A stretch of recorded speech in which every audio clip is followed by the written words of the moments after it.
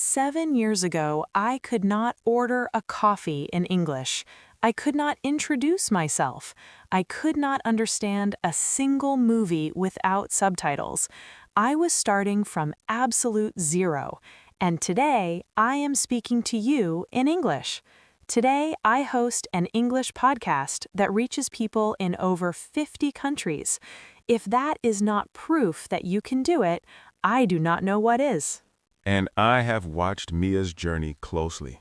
I have seen the struggles, I have seen the tears, I have seen the moments of doubt, and I have seen the breakthrough moments that made everything worth it.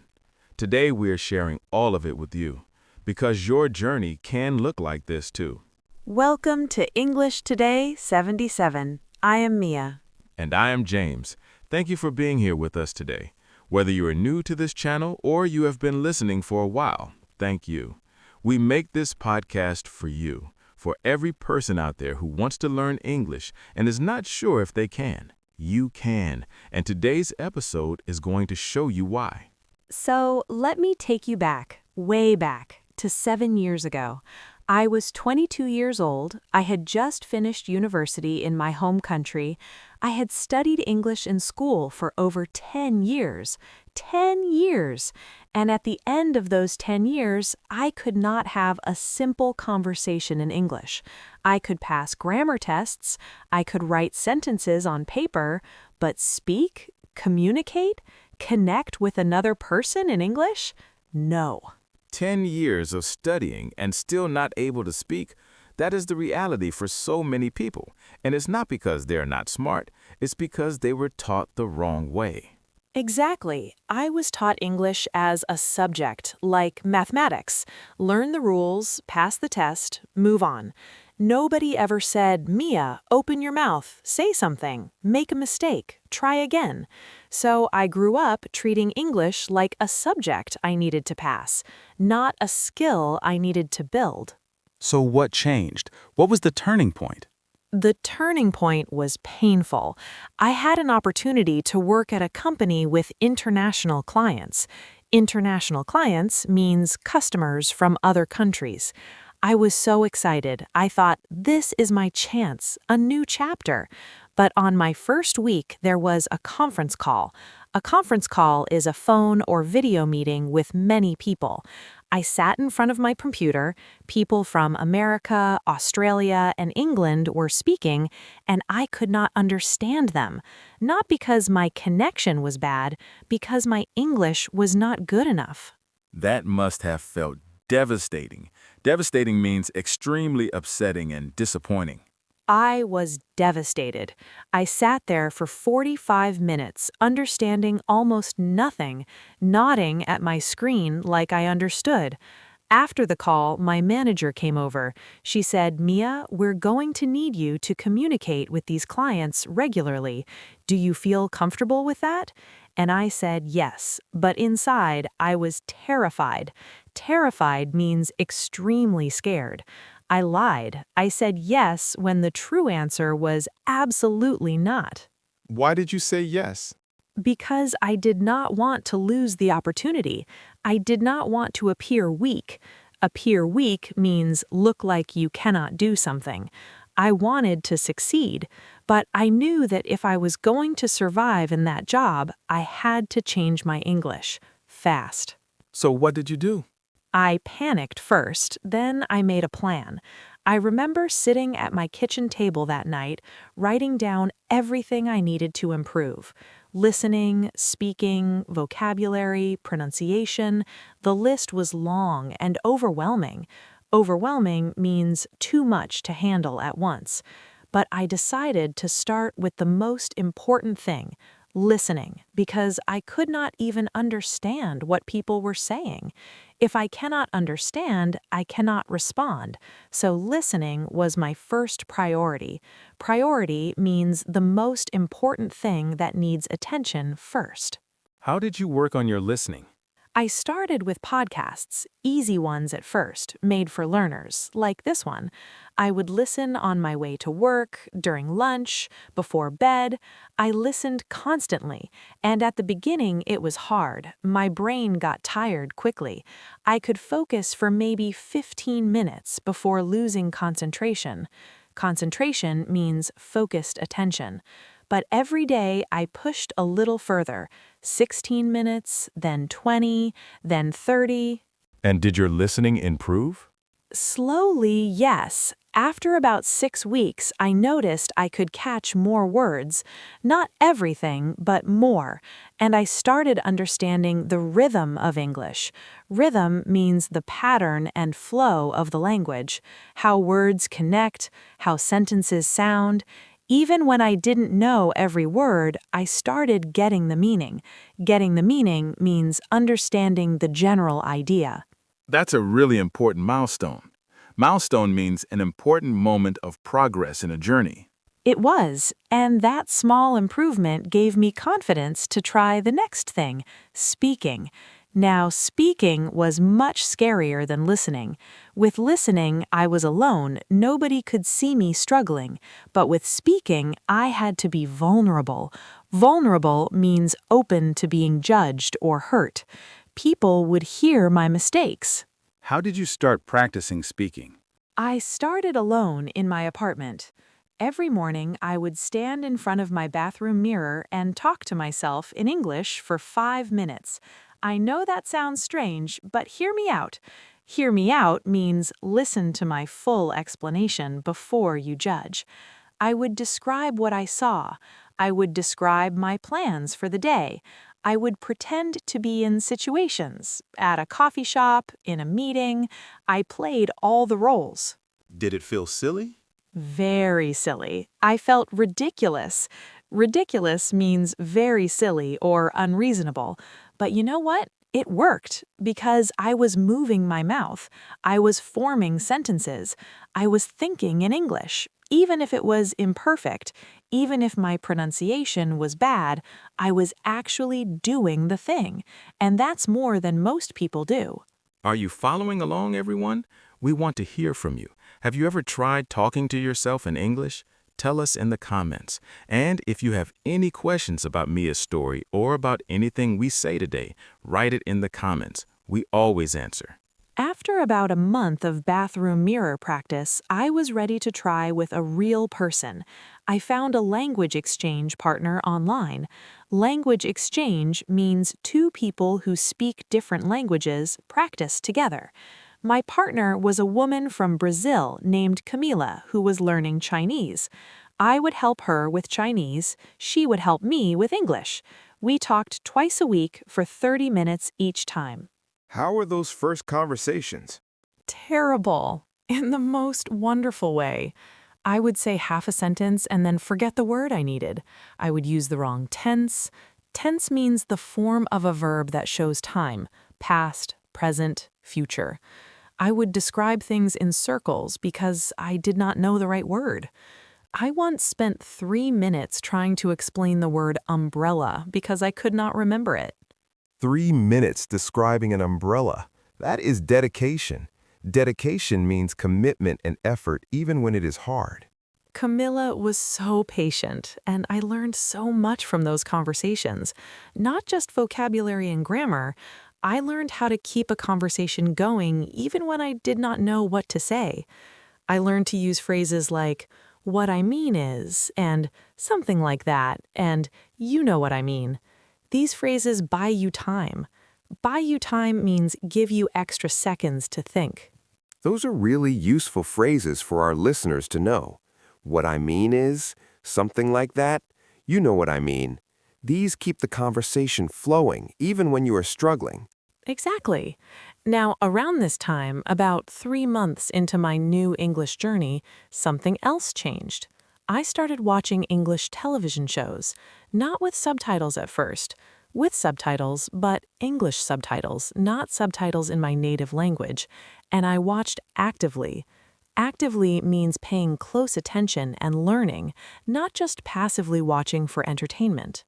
What does actively watching mean in practice? It means when I heard a phrase I liked, I paused. I rewound. Rewound means went back to an earlier point. I listened again. I tried to say it the same way. I wrote it down in my notebook. I tried to use it in conversation later that week. I was not just watching for fun, I was studying through entertainment. Entertainment means things you do for enjoyment. What show did you watch? My first show was a simple American sitcom. Sitcom means situation comedy, a funny show about everyday life. The language was natural, the conversations were realistic. Realistic means like real life. And most importantly, I found it interesting. When you are interested in something, you pay more attention, you remember more. Interest is the best teacher. That is such good advice. Learn English through things you actually enjoy, not just through things that feel like studying. And this is something I want every listener to hear. Find your interest. If you love cooking, watch cooking shows in English. If you love sports, watch sports commentary in English. If you love technology, listen to tech podcasts in English. When the topic is interesting to you, learning feels less like work. Okay, so 6 months into your journey, how were things at work? Better. Slowly better. I started contributing in meetings. Contributing means adding your ideas and speaking up. Just a little, just 1 or 2 sentences per meeting, but I was doing it. And my colleagues were kind. Colleagues means people you work with. They never laughed at my mistakes, they just responded and continued the conversation. That normalcy helped me. Normalcy means treating something as normal and ordinary. What happened after 6 months? Keep going, this is the part I love. After about 8 months, I had my breakthrough. Breakthrough means a sudden moment of significant progress. I was in a video call with a client from the United States, and for the first time, the call felt almost easy. I understood everything. I responded naturally. I even made a small joke, and the client laughed. When the call ended, I sat at my desk and took a deep breath. I thought, did that just happen? Did I just have a full call in English? It was one of the proudest moments of my life. I remember you telling me about that call. You called me right after. I did. I was so excited I could barely speak. The irony. Irony means a situation that is opposite to what you expect. I could barely speak when I called you, but in English, I had just had a perfect call. That story always makes me smile. So, from that breakthrough, what did the next year look like? It looked like more practice, more mistakes, more improvement. I started reading English books. At first, simple ones, young adult novels. Young adult means books written for teenagers. Simple vocabulary, engaging stories. Then slowly, I moved to more complex books. I started writing in English, a journal, just my daily thoughts, in English, every day. And how long until you felt truly fluent? Fluent means able to speak smoothly and naturally. About 2.5 years from that first terrible conference call. 2.5 years of daily practice, of never giving up, even when I wanted to, of learning something new every single day. And then, one morning, I woke up and realized I had been dreaming in English. Dreaming in a new language is one of the signs that it has truly become part of you. From someone who could not understand a conference call to dreaming in English in 2.5 years, that is remarkable. Remarkable means very impressive and worthy of attention. And now here I am, 7 years later, hosting this podcast, talking to you, helping you. And I want you to understand something deeply. Deeply means in a serious and meaningful way. I am not special. I do not have a special talent for languages. I'm not smarter than you. I am not more dedicated than you can be. I simply decided that I would not stop. No matter how hard it got, no matter how embarrassed I felt, no matter how slow the progress seemed, I decided I would not stop. And that decision made all the difference. Can we just take a moment with that? I decided I would not stop. That's the whole secret. It's not about talent. It's not about having the perfect method. It's about commitment. Commitment means a promise to yourself to keep going. Let's do a summary of the key lessons from my story. Lesson 1. You are not starting from a worse place than Mia. She understood almost nothing after 10 years of school English. She started her real journey at 22. Whatever your starting point, it's a valid starting point. Valid means real, acceptable, worth taking seriously. Lesson 2. Start with your biggest weakness. For me, it was listening. I could not understand people, so I focused on listening first. Identify your weakest area and give it the most attention. Lesson 3. Practice alone first. Talking to yourself in a mirror sounds silly, but it builds the habit of speaking English. It gets your mouth and brain working together. Don't wait for a conversation partner to start speaking. Lesson 4. Find a real person to practice with as soon as you can. A language exchange partner, a tutor, a friend, a community. Real conversations teach you things that solo practice cannot. Lesson 5. Use entertainment as education. Watch shows, listen to podcasts, read books. Do it in English. Choose topics you genuinely enjoy. Your interest will power your learning. Lesson 6. Breakthrough moments come after many difficult months. Do not expect fast results. Trust the process. Your breakthrough is coming. It just needs time and consistent effort. Lesson 7. Make the decision to not stop. This is the most important lesson. Talent matters less than commitment. Every person who speaks English fluently made a decision to keep going, even when it was hard. Make that decision today. Those 7 lessons are the foundation of my English journey, and I believe they can be the foundation of yours too.